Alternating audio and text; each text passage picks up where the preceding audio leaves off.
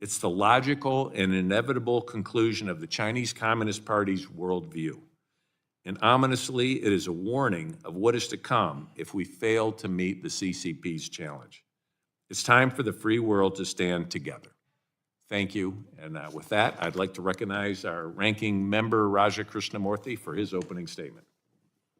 Thank you, Mr. Chair. If I can just turn this on.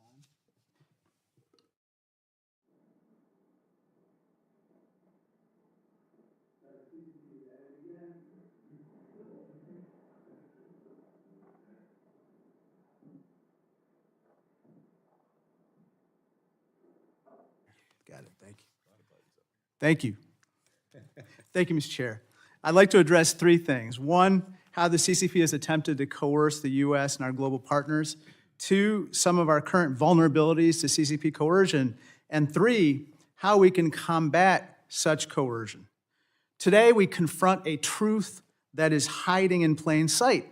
The CCP is not just building an economy, it's building leverage. It has turned globalization into a trap and has weaponized interdependence.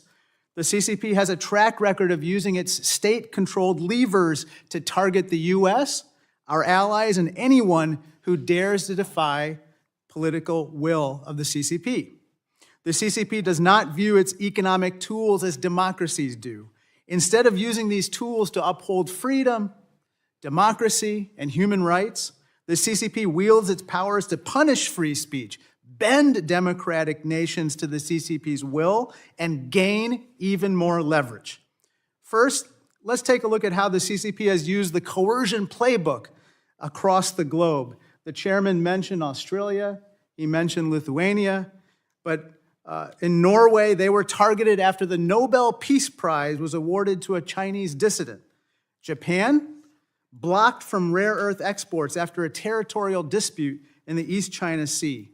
And the list goes on and on. This brings me to my second point. America's own vulnerabilities to coercion from China. From our medicines to ships to drones, we are dangerously reliant on China. But today I want to focus on rare earth elements. America relies on China for over 80% of its rare earth processing. The PRC developed this control over decades of careful planning and execution. In 1992, then Chinese leader Deng Xiaoping famously said, "The Middle East has oil, China has rare earths." Let's look at why rare earths are so important. They are in something we take for granted every day, namely rare earth magnets, and I have one in my hand. China produces 90% of the world's rare earth magnets. And how does that work? Well, I have something here. This is a simple motor that spins because of rare earth magnets.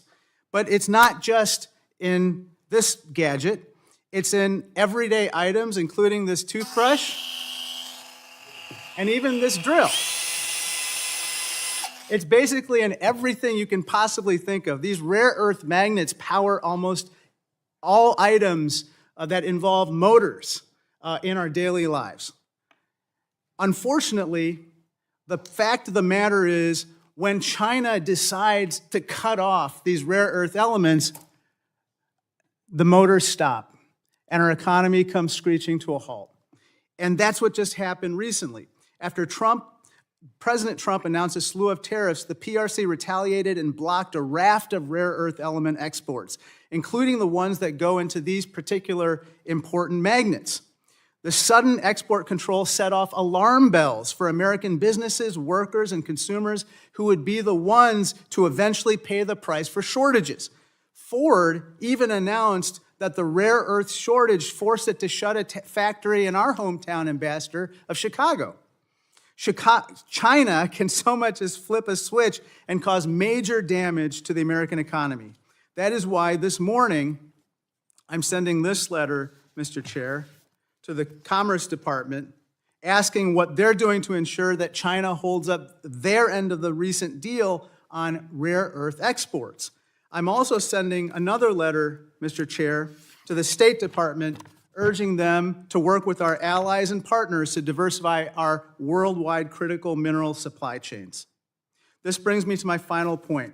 We must answer CCP